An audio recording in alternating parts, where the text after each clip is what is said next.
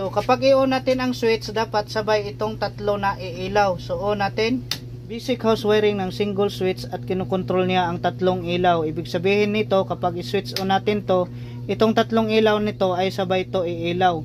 Meron din tayo ditong diagram para ito yung sundan natin para madali nyong makuha bawat connection ng switch at tatlong socket. Sa diagram natin may dalawang linya dito, live at neutral, at may supply yan na 220 volts.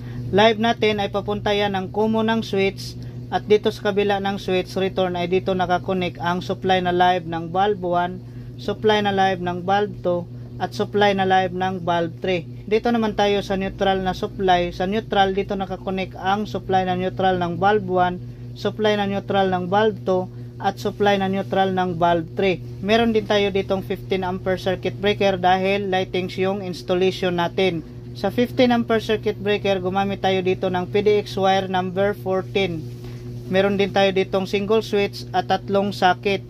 Meron din tayo ditong junction box kung saan dito natin i-fix yung mga connection natin sa socket at switch. Sa diagram natin sa switch, may symbol tayo na C at R. Ibig sabihin nito common, yung isa naman ay return. So dito yan sa switch. Ibig sabihin nito, itong itim, ito yung common. Ang white naman, ito yung return dahil papunta na yan sa supply na live ng bulb 1, bulb 2 at bulb 3. So ngayon simulan na natin ang actual wiring. So ito yung supply natin na 220 volts, galing diyan sa load side ng circuit breaker. Itong black, ito yung live, white naman, ito yung neutral. Dito sa diagram natin, live ay papunta yan ng common ng switch. So ito yung common ng switch at ito naman ang supply na live. So live na supply ay dito natin i-connect ang common ng switch. So itong dalawa, splice natin to.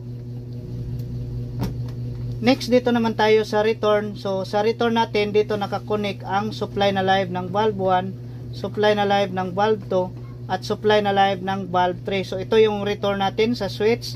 Dito nakakonek ang supply na live ng bulb 1, supply na live ng bulb 2 at supply na live ng bulb 3. So itong apat na wire splice natin. Next dito naman tayo sa supply na neutral. Supply na neutral, dito nakakonek ang supply na neutral ng bulb 1, supply na neutral ng bulb 2, at supply na neutral ng bulb 3. So ito yung supply natin na neutral, dito nakakonek ang supply na neutral ng bulb 1, supply na neutral ng bulb 2, at supply na neutral ng bulb 3. So itong apat na wire, splice natin to. Next, lagyan na natin ng electrical tape itong connection natin. Next, lagay na natin ang bulb 1, bulb 2, at bulb 3. Next, on na natin ang circuit breaker. So, kapag i-on natin ang switch, dapat sabay itong tatlo na iilaw. So, on natin. Off, on,